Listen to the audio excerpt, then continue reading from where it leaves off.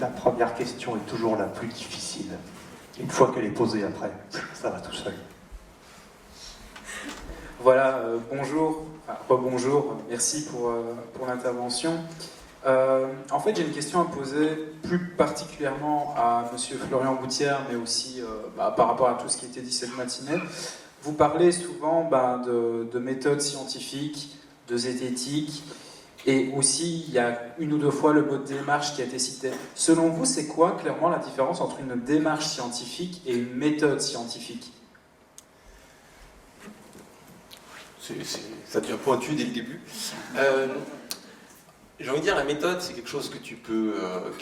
je sais pas, en fait, je me suis déjà posé cette question, mais la réponse, j'ai tendance effectivement à passer d'un terme à l'autre. C'est un petit peu comme la différence entre l'esprit critique et la pensée critique.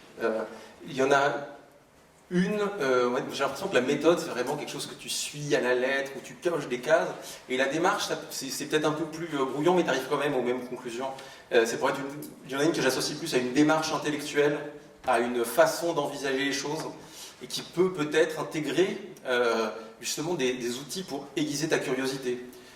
J'ai envie de dire que la démarche scientifique va te permettre de faire des découvertes, tandis que la méthode scientifique va te permettre de tester ton hypothèse sur sa découverte. Mais peut-être que cette façon de différencier les choses ne fera pas consensus.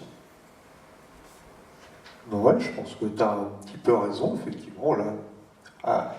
On peut essayer d'enseigner aux élèves à avoir une démarche scientifique qui consisterait par exemple à pas essayer de chercher qu'est-ce qui pourrait prouver que j'ai raison, mais essayer d'envisager les résultats qui pourraient me donner tort, les résultats qui pourraient faire en sorte que je doive abandonner mon hypothèse à laquelle je tiens au début. Ça, ce serait avoir une démarche scientifique.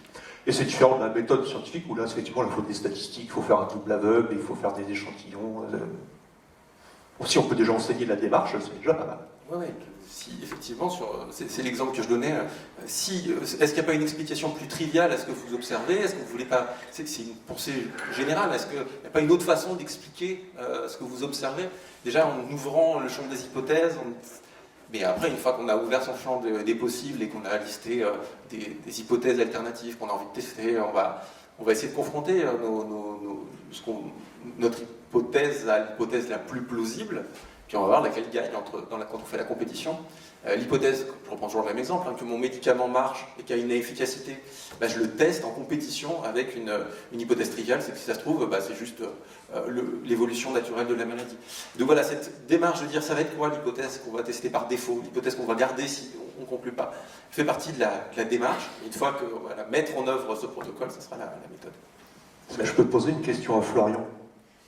Oui. Voilà. Je prends mon tour. Florian, il y a une question qu'on me pose souvent, je ne sais pas trop comment répondre.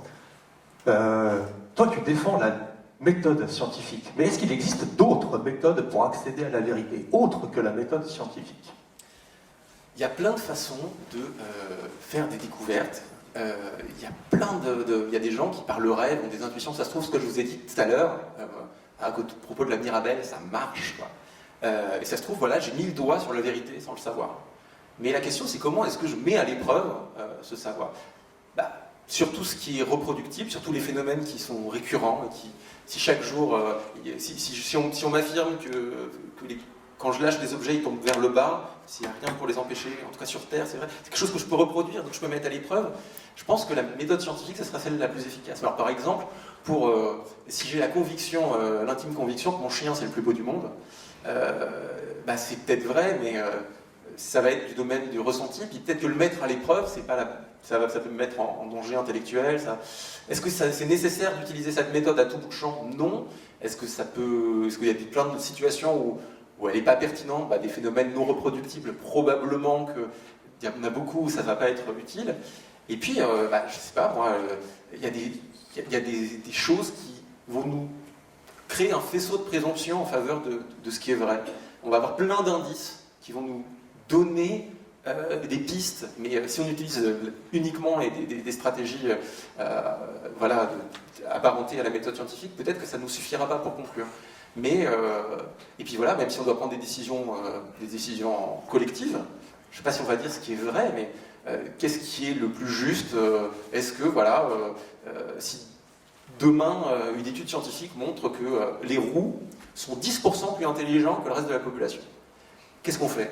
Est-ce qu'on prend une décision où tous les postes à responsabilité on les donne aux roux? Est-ce qu'on donne plus de cours aux non-roux? Est-ce qu'on donne des cours pour abrutir les roux pour que ce soit tous égaux? Ça, c'est des stratégies sociales. Qu'est-ce qui est le plus juste? Ça va être des décisions collectives, il va falloir se concerter. Moi, je ne sais pas s'il y a de la vérité, mais en tout cas, on va faire des décisions qui vont impulser le sens de nos sociétés, voilà, qui vont être débattues. Et les éléments du débat, finalement, la science, elle a fait juste de la description, elle a décrit notre histoire sur les roux. Elle a été descriptive, mais elle n'est pas prescriptive. Elle ne nous dit pas ce qu'il faut en faire de nos observations. Donc, peut-être qu'il y a des choix qui sont plus intéressants, plus efficaces, plus utiles, plus éthiques, mais là, ce n'est pas la méthode scientifique de répondre à toutes ces questions, je pense. Et est-ce que tu penses, toi Florian, qu'il existe des choses qui sont vraies, mais qui ne sont pas démontrables par la méthode scientifique?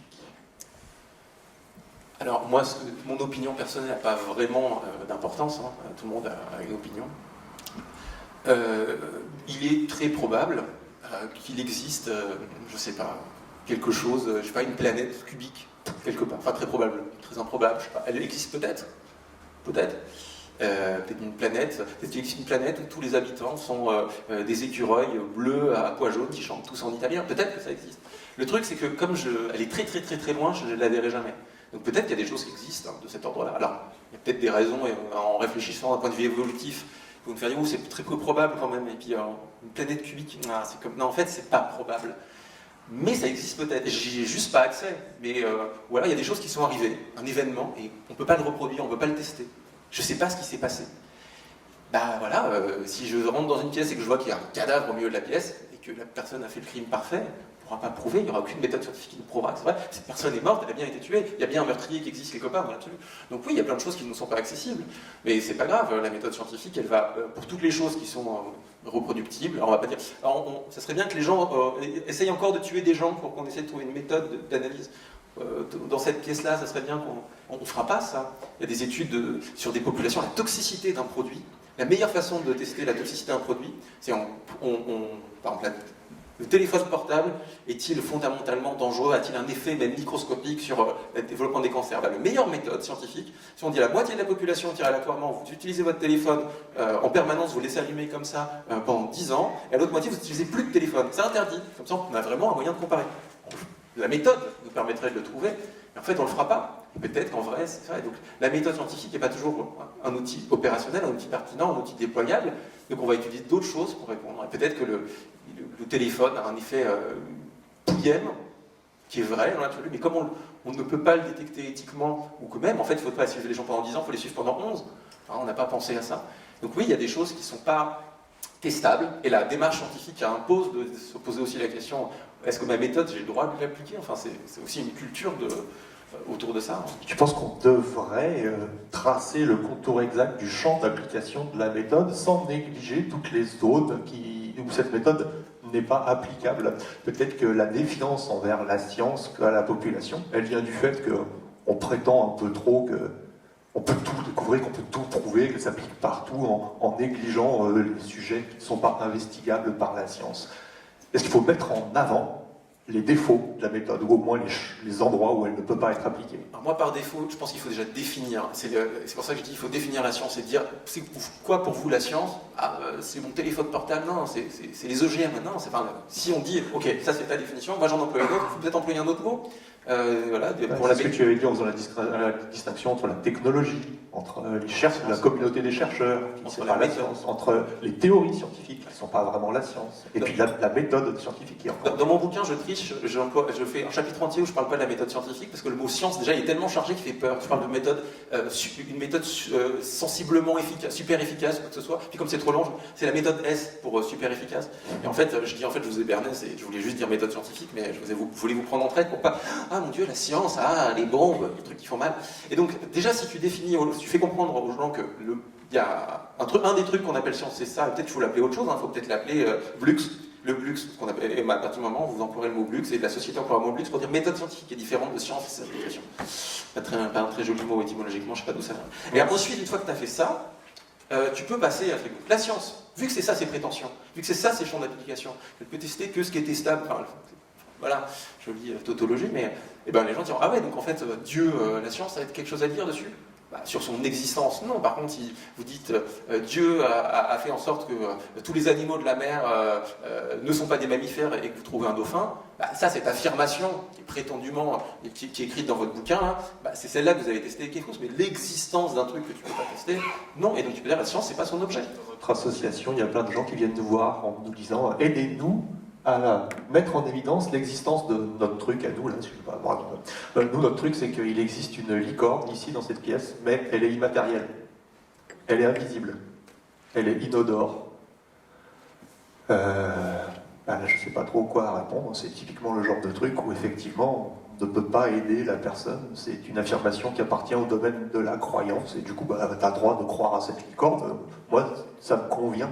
Vu qu'il n'y a aucun moyen de l'investiguer, c'est une affirmation qui me convient bien plus que faire une prétention qui serait investigable et que je pense fausse. Si c'est pas testable, c'est pas du domaine des sciences, c'est pas plus compliqué. Une fois que c'est dit, après ça obscille les gens. Ah bon, donc la science ne prétend pas tout, mais c'est vrai que c'est aussi important. Mais comprendre que la science c'est faire justement des hypothèses et tester ces hypothèses, bah, ça dédramatise pas mal de choses. On veut des questions.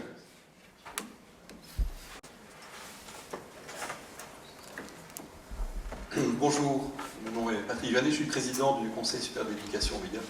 Donc je ne suis ni journaliste, ni spécialiste de la zététique. Moi je voulais d'abord vous partager un peu mes impressions. Je suis à la fois énervé et évidemment intéressé par vos apports. Je dirais quand même, je note dans les discours, d'abord j'admire votre éloquence, qui parfois dérive vers une forme de sophisme à certains moments. Je trouve quand même que vous nous avez amené des matériaux de réflexion intéressants, mais je note quand même que vous utilisez beaucoup de lexicologie, emprunt à des espèces de cosmogonie. Alors c'est peut-être dû au positionnement de cette journée, puisqu'on parle de fake news, de fausses informations et de faits. Alors soyons de bon compte quand même, parler en permanence en termes de croyance, de foi, de doute, j'ai l'impression qu'il y a des dérives lexicologiques qui sont quand même significatives. Alors que je disais, vos interventions sont intéressantes parce que vous partez toujours de la pyramide que vous avez présentée au niveau scientifique, d'un assez bas niveau finalement, mais ce n'est pas une critique acerbe. Vous nous amenez une série d'exemples, des exemples partiels, orientés, que vous avez été récoltés dans vos multiples recherches. Mais quand même, quand on parle de ces questions de la désinformation et des fake news, on ne peut pas se contenter de positionner une cosmogonie en termes de d'un côté, je dois croire, de l'autre côté, je dois douter. D'un côté, il y a toutes les vraies informations et de l'autre côté, toutes les fausses. On sait quand même dans nos usages médiatiques quotidiens que la vérité, si elle existe, c'est probablement tout ce qui est positionné entre le vrai et les faux. Il y a de multiples exemples qui sont moins parlants du point de vue de l'éloquence, qui peuvent démontrer que toute information, même recoupée, avec une déontologie, avec du temps pour la travailler, a ses dérives, a ses parties probablement fondées et d'autres qui pourraient être mises en question. Donc voilà, je vous invite en tout cas peut-être à partager votre point de vue sur tous ces intermédiaires entre le vrai et le faux, comment on s'en dépatouille. Deuxième question, mais j'en aurai 25, et puis c'est pas l'objet, mais quand même, vous nous avez invité à prendre, vous avez fait donc monsieur Christophe Michel, vous avez, lors de votre intervention, pointé cette espèce de, comment on appelle, c'est la théorie de l'inoculation, qui est empreinte d'ailleurs des sciences médicales, l'idée que faire produire des fausses informations, au sens où vous l'avez montré par l'exemple, c'est-à-dire des choses radicalement fausses, qui sont créées pour se marrer, pour séduire, pour montrer des choses. Voilà, vous l'avez présenté comme étant une espèce de balance entre le rapport coût-bénéfice. Moi, je pense quand même qu'il y a autre chose là derrière, Je suis très très circonspect de ces théories d'inoculation qui n'ont absolument pas été démontrées en termes d'efficacité. Là, je parle des méthodes scientifiques et je me permets une petite parenthèse. Il n'y a pas une méthode scientifique, il y a bien des méthodes, une diversité de méthodes, des méthodes hypothético-déductives, il y a bien d'autres méthodes scientifiques, empreintes d'ailleurs à différents champs scientifiques, donc un peu de nuance, je trouve que ça mériterait dans le débat d'être appuyé. Alors, moi j'appelle ça, la théorie de la nucléation, une espèce de sauvagerie pédagogique. Je pense qu'il y a une espèce de naïveté de croire que mettre des apprenants, des élèves, des gens en situation de produire eux-mêmes de la fausse info, parviendrait, presque par miracle, à les inoculer à vie par rapport à justement toutes ces nuances de l'information entre le vrai et le faux. Voilà, j'aurais encore des choses à dire sur la modélisation que vous avez faite du schéma de l'information, du chemin de l'information, qui est quand même extrêmement caricatural. J'entends que vous avez manifestement un compte à régler avec le journalisme, avec l'AFP particulièrement, ou avec le travail journalistique. Moi, je peux témoigner de mon expérience de là. J'enseigne aussi dans une école qui forme des journalistes, que ce schéma, il est quand même extrêmement simplifié à outrance. Si tous les journalistes s'appuyaient uniquement sur des communiqués de presse, des services de presse, effectivement, ce serait catastrophique pour le journalisme. Et tout ça, je trouve, mériterait peut-être un peu de nuance et un peu plus de réflexion en profondeur plutôt que de partir des exemples caricaturaux. Voilà. Je sais pas, il y a en tout cas 2 questions et des réflexions sur lesquelles j'aimerais vous entendre réagir également. Merci. Alors, pour apporter de la nuance, merci de vos questions. Pour apporter de la nuance, comme je vous ai dit, il m'a fallu 430 pages. Effectivement, là, je vais dans les caricatures. J'ai parlé du journalisme d'actualité, je n'ai pas parlé de journalisme d'investigation, je n'ai pas parlé de tous ces champs journalistiques qui sont très différents et qui apportent des savoirs sur le monde sans utiliser la méthode scientifique. Quelqu'un qui va découvrir qu'il y a telle valise qui a été donnée à tel ministre dans tel contexte, voilà, ou tel lobbyiste qui va modifier des allégations publiques d'une personne qui se prétend expert. Tout ça, ça fait partie du travail des journalistes. J'ai relayé une situation qui est extrêmement courante et surtout qui est de plus en plus fréquente dans le monde journalistique. Heureusement, moi, quand je forme les journalistes, je leur apprends à ne pas céder à ces sirènes et à ces facilités. Par contre, ce que disent les jeunes journalistes, et ce que je constate dans toutes les rédactions où j'ai pu travailler, c'est que ce sont des facilités auxquelles on nous pousse de plus en plus. Alors, vous dites que j'ai des comptes à régler avec le journalisme. Je ne pense pas particulièrement. Comme j'ai insisté sur le fait qu'il y en a beaucoup des gens qui font très bien leur travail. Pour moi, en fait, j'ai des comptes à régler avec les gens qui ne font pas du journalisme. C'est aussi ça le problème, c'est que un journaliste, il doit vérifier l'information, il doit faire beaucoup de choses, il doit mettre en œuvre des choses, il doit être capable d'admettre qu'il a tort, qu'il a manqué de nuances. Tout ça, ça fait partie de ce que doit faire le journalisme. Le problème, c'est ces dérives par rapport à l'éthique, par rapport aux chartes de déontologie et autres, qui sont pas lues par une partie des gens qui ont la carte de presse ou les cartes de presse. Et en fait, moi, dans mon travail, j'ai perdu beaucoup de temps à devoir passer derrière d'autres. L'exemple qu'on donnait tout à l'heure, que Sophie donnait tout à l'heure, sur l'opération à cœur ouvert sous hypnose, je suis, à ma connaissance, le premier journaliste français à avoir pointé du doigt ça. J'ai fait ça sur Twitter, j'avais fait un article, puis après, tout le monde a corrigé, alors parfois en faisant disparaître les anciens articles sans admettre qu'ils avaient tort. Moi, j'aurais préféré enquêter sur autre chose, mais pourquoi tous les journaux francophones ont repris cette information? Ça pose des questions, et moi, c'est cette question que je me pose, c'est pourquoi tant de gens dans les rédactions soit voient qu'il y a un problème et on ne leur donne pas le temps de produire ces contre-feux, ces explications, et il y en a énormément des gens qui seraient qualifiés pour ça, mais ils ont autre chose à faire, et pourquoi autant de gens ne repèrent pas ça? Et mon travail, c'est pas donc un règlement de compte avec les journalistes, c'est un règlement de compte avec tout un système qui nous empêche de bien faire notre travail, qui peut être amélioré assez facilement en fait, avec juste 2-3 concepts bien définis. Alors vous nous avez dit qu'il y a des concepts qu'on a définis à la truelle. C'est pas votre expression, mais je comprends l'idée quand même, c'est que on a dit la méthode scientifique. Effectivement, on n'a pas parlé des méthodes pour définir le statut d'une preuve dans l'histoire, en archéologie ou dans d'autres champs. Est-ce que détecter un quasar, c'est la même chose que tester un médicament? Évidemment que non. Et si on peut effectivement rentrer dans ces nuances et dans ces détails. Après, l'objectif aussi, c'est de sensibiliser à des dérives.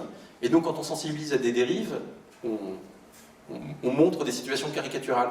On va dire, ouais, mais peut-être que c'est un peu une cueillette de cerises. Je n'ai pris que les cerises les moins mûres pour montrer que cet arbre n'est pas mûr alors que toutes les autres cerises sont rouges. C'est aussi pour ça qu'il y a des gens qui font des études sur, justement, est-ce que l'information scientifique en circulation, elle est globalement de qualité? Est-ce qu'elle met des guillemets? Est-ce qu'elle met des nuances? J'étais à Bruxelles la semaine dernière où j'ai fait une conférence uniquement axée sur les journalistes et leur travail, où justement je sourçais les travaux de l'Institut national de l'audiovisuel autour de ça, sur à quel point les journalistes vont-ils copier-coller les dépêches, vont-ils les modifier, vont-ils les amender. Et en fait, malheureusement, aujourd'hui, plus de 2/3 de l'information qui est publiée dans les journaux, ce sont des bâtonnages de dépêches, ou des dépêches à peine modifiées. En fait, voilà, l'information, oui, ça veut dire qu'il y a un pourcentage qui est de l'originalité. Mais quand on voit qu'il y a des tels réflexes de perroquet et de photocopiage d'informations, on est en droit de se dire qu'il y a des dysfonctionnements aujourd'hui et qui empêchent les gens qui veulent faire du mieux qu'ils peuvent et qui aimeraient bosser mieux de le faire correctement. Alors, il y a des stratégies pour les journalistes d'arriver justement à imposer des méthodes rigoureuses au sein de leur rédaction, et ça marche, mais le découragement est aussi une réalité, et il faut sensibiliser les gens aussi au fait que voilà, il y a beaucoup de journalistes ou de gens qui ont la carte de presse qui n'ont pas les outils, juste des outils conceptuels, même caricaturaux, mais qui commencent déjà à faire avancer la réflexion. Si déjà on dit, oh là là, si on vous présentez la méthode scientifique, ça ne sert à rien parce que vous caricaturez le truc. Mais déjà savoir que la méthode scientifique peut être distinguée de application technologique lorsqu'on définit le mot science, c'est déjà un premier marchepied vers l'esprit critique. Et avant de passer la parole à Christophe, qui a sûrement beaucoup de choses à dire, de dire que entre le vrai et le faux, la vérité se trouve entre le vrai et le faux, c'est une formulation que je trouve très étrange. Ça veut dire qu'il y a les choses vraies, mais la vérité, elle est entre le vrai et le faux. Après, ça va nous appeler à définir qu'est-ce qu'on appelle vérité. Est-ce que vous dites entre le vrai et le faux, il y a le vrai dans l'absolu, mais qui est inaccessible. Il y a des choses qui sont plus ou moins vraies. Mais est-ce que quelque chose qui est à moitié vrai, ça va, il est quand même relativement vrai, donc c'est moins grave que s'il est totalement faux. Est-ce que des choses à moitié vraies ne sont pas plus insidieuses, ne sont pas plus problématiques? J'ai un problème avec cette idée qu'il y a... effectivement, il n'y a pas... C'est aussi pour ça qu'on parle de mésinformation, il y a des distorsions mineures, donc il y a des choses qui se déforment, il y a des choses qui sont moins puissantes, qui sont moins vraies. Si elles sont moins vraies, c'est qu'elles contiennent une part de fausseté. Et voilà, c'est peut-être que les nuances sont là-dedans. Après, il y a les angles journalistiques, il y a la façon de traiter l'information, il y a la façon de ne pas traiter d'autres informations. Pourquoi est-ce qu'on choisit une information plutôt qu'une autre? Il m'aurait fallu 3 heures pour rentrer dans ces nuances, les choix qu'on fait et pourquoi on les fait. Mais donc voilà, je suis d'accord qu'en 45 minutes, traiter de ces nuances est difficile.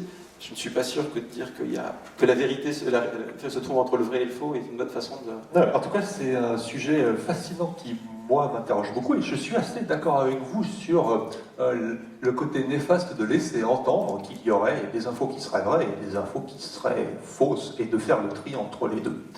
Là, en une demi-heure, j'ai pas beaucoup exploré, mais j'ai dit que dans ma bulle, il y avait une partie de la transdisciplinarité de l'esprit critique que j'appelle les statistiques. Ce que je voulais dire par là, c'est que j'ai beaucoup fait de vidéos cette année sur les statistiques bayésiennes, justement pour essayer d'expliquer aux gens essayer de faire des démonstrations pour prouver qu'un truc est vrai à coup sûr, ou qu'un truc est faux à coup sûr, c'est pas vraiment la bonne méthode en fait. Non seulement il y a un peu de vrai et un peu de faux mélangés dans chaque information, qu'il faut arriver à séparer l'un de l'autre, et qu'en plus, chaque information, je devrais avoir un petit pourcentage de crédibilité personnelle qui mesure à quel point je pense que c'est plutôt vrai ou à quel point je pense que c'est plutôt faux, et que mes curseurs, ils ne doivent jamais être à complètement 100%, j'y crois à fond, c'est sûr, ni complètement 0%, j'y crois pas, absolument pas du tout, et que raisonner en termes de curseur de crédibilité ou de plausibilité de chacune des informations, ça me paraît beaucoup plus valuable, pertinent. Et c'est en lien aussi avec la distinction que vous disiez sur les termes croire, croyance et connaissance. Est-ce qu'il y a une distinction, une frontière entre les deux? Et ça fait partie d'une grosse partie de mon projet en vidéo, la distinction entre qu'est-ce que c'est qu'une croyance, qu'est-ce que c'est qu'une connaissance, et que en fait ce sont des termes qui sont très polysémiques, que finalement tout est croyance quelque part, même une croyance scientifique, les connaissances c'est juste une sous-partie des croyances, c'est des croyances pour lesquelles j'ai des bonnes raisons de penser qu'elles sont vraies. Voilà. Les autres, c'est les croyances pour lesquelles j'ai pas forcément de bonnes raisons de penser qu'elles sont vraies, mais effectivement, toutes les croyances, et ça rentre bien dans le cadre effectivement de la pensée plutôt bayésienne, où on met tout au même niveau avec des curseurs. Il y a des curseurs très hauts et des curseurs très bas, mais il n'y a pas de trucs vrais et de trucs faux. Et votre deuxième réflexion, c'était sur l'efficacité pédagogique de la théorie de l'inoculation. Et j'en ai touché mot justement parce que ça me paraît important d'en parler. Et je vous ai dit que je n'étais pas très sûr de moi sur la balance. Est-ce que c'est une balance favorable ou défavorable que de montrer les raisons pour lesquelles quelqu'un voudrait écrire quelque chose de faux? Je pense qu'il y a un gain si une personne comprend qu'est-ce qui motive la personne qui a écrit un truc faux. Par exemple, pour un canular, ou par exemple, c'était pour faire de l'argent. Voilà. Par contre, c'est vrai que en classe, faire créer à ses élèves des canulars organisés par le professeur ou le personnel en encadrant, l'efficacité pédagogique, c'est difficile à évaluer et il se peut très bien qu'il soit tout à fait contre-productif. On en parlait hier soir encore avec Florian, et toutes les études de psychologie cognitive en particulier, au moins dans l'éducation, qui essayent d'évaluer l'intérêt pédagogique de faire créer des canulars, sont pas très optimistes sur l'intérêt pédagogique de ça. Et donc c'est une véritable question, je suis content que vous ayez rebondi dessus, c'était un petit peu mon objectif de lancer un petit peu une réflexion sur ce sujet qui me paraît crucial parce qu'il y a beaucoup d'enseignants, de formateurs, de pédagogues ou d'animateurs de centres sociaux qui se lancent dans ces créations de canulars ou de fausses informations ou de vidéos virales. Et c'est difficile à évaluer l'efficacité de la méthode. Plus généralement, les méthodes qui sont censées aider à développer l'esprit critique sont très mal évaluées. Déjà, même la notion d'esprit critique, il faudrait créer une sorte d'échelle pour mesurer, essayer d'un peu d'objectiver ou de prendre un peu de recul sur est-ce que l'esprit critique des élèves évolue. Moi, quand je fais des cours d'esprit critique à des étudiants en journalisme, ma seule façon d'évaluer, c'est de voir si les gens qui sont passés par mon cours écrivent des articles un peu mieux ficelés que les autres, quoi. Donc c'est pas super, très bonne méthode. Moi, intuitivement, utiliser le canular de cette façon, justement, j'imaginerais que sur des enfants, va créer peut-être des représentations de ouais, il y a les canulars et puis il y a les trucs bien faits, quoi. Il y a les trucs vrais. Et créer justement une illusion qu'il y a les producteurs de faux. Une illusion de frontière nette. Surtout qu'il y a la désinformation et le vrai. Et c'est pour ça que moi je milite depuis des années, j'ai introduit la notion de mésinformation aussi, et de toute cette distorsion, l'histoire du jeu du téléphone où on dit il peut y avoir des choses intentionnellement fausses que vous colportez, mais c'est pas ça la majorité de l'information. Et la majorité des trucs qui, finalement c'était faux. Vraiment la science, elle dit n'importe quoi. Hier elle disait ceci, aujourd'hui elle dit cela. Les journalistes, on peut pas leur faire confiance parce qu'ils ont relayé des fausses informations. Mais justement, on en revient, c'est que les fausses informations, en fait les informations qui, en prenant du recul, ne sont pas, se révèlent ne pas correspondre aux faits tels qu'ils sont arrivés ou à des phénomènes tels qu'ils seraient observables avec un peu plus de rigueur. Ça crée cette défiance. Et moi j'ai peur que ces stratégies de dire aux enfants voilà c'est ça, c'est comme ça qu'on fait du faux, alors que si on leur fait réfléchir en termes de vraisemblance, réfléchir à des choses où à la fin ils n'ont pas la conclusion. Et parfois même, moi j'aimerais bien leur dire la conclusion de ce qu'on a fait. Quand je fais des ateliers avec eux, ils ne sont pas arrivés au bout de l'enquête. Ils ont leur petite idée. Voilà, ils ont un curseur de vraisemblance. Ils peuvent partir avec une vraisemblance a priori que oui, le monsieur il est capable de détecter l'eau avec ses mains, parce que mon grand-père il le ferait, donc c'est bien la preuve que ça doit être vrai. Il peut avoir un curseur de vraisemblance. Oui, j'ai lu dans Tintin qu'on peut se léviter par la force de la pensée, c'était dans Tintin au Tibet. Donc voilà, dans mon imaginaire c'est vrai, mon curseur de vraisemblance il est quelque part. Je dis très bien, on part de là et puis on voit si est-ce que en poussant un peu l'expérience, ton curseur de vraisemblance c'est un peu l'objectif de ton dessin avec la chaîne de l'information, qui effectivement est très simple, simpliste même parce qu'elle est linéaire, alors en fait il y a plein de boucles de rétroaction. Mais ce que tu veux dire par là, c'est qu'une info, elle peut très bien être vraie, sauf que moi quand je la regarde, entre l'information et moi, il y a plein de vitres et de miroirs et de lentilles un peu déformantes, et on peut pointer du doigt les lentilles qui déforment un petit peu la vérité qui est sous-jacente. Donc l'info, est-ce qu'elle est vraie ou est-ce qu'elle est fausse ? Là, effectivement, je ne peux pas faire de tri entre ce qui est vrai et ce qui est faux. L'information elle-même, en fait, elle est plutôt vraie, c'est généralement le cas.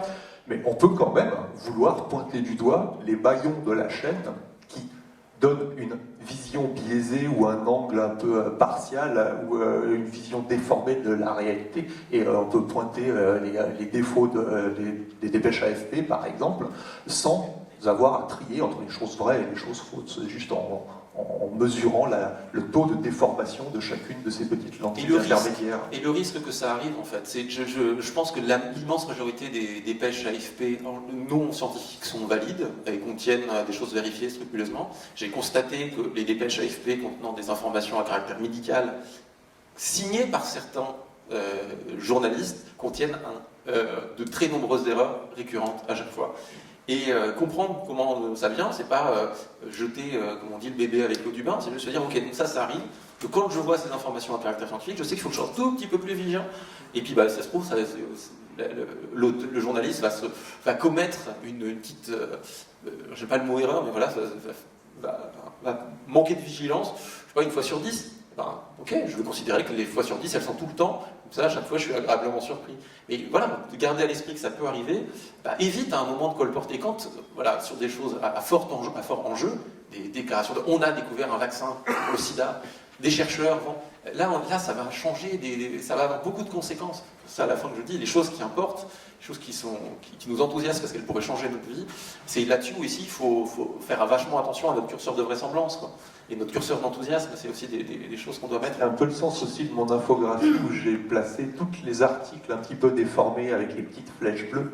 Et j'ai dit qu'il n'y a pas de responsable à pointer du doigt. Il y a une sorte de dilution des responsabilités dans la déformation de l'information. Je déteste ce schéma. Je n'aime pas ton schéma parce qu'en fait, il arrive. Je suis désolée, mais. Je conclue juste ma phrase. Ouais. En fait, ce schéma, pour moi, il donne l'impression que c'est toujours. Enfin, cette distorsion, elle est mécanique. La communiqué de presse, par exemple, qui pourrait arriver, les journalistes peuvent passer par au-dessus ou vont essayer de se dire j'ai envie d'ouvrir le sujet ailleurs. Et en fait, il y a plein de gens, justement, au fur et à mesure de la chaîne, qui rétablissent. Chacun est un filtre. Et si même tous les premiers maillons sont tout pourris, même le maillon du chercheur peut être tout pourri, il va y avoir quelqu'un juste avant de la lancer sur le plus grand des marchés, qui va dire, un blogueur peut dire moi je vois un biais potentiel, une erreur méthodologique potentielle. Et il peut justement changer les distorsions et il peut y avoir un maillon intermédiaire qui corrige. Disait monsieur, ce schéma est simpliste parce qu'il est linéaire. En fait, il y a plein de boucles de rétroaction. Ouais.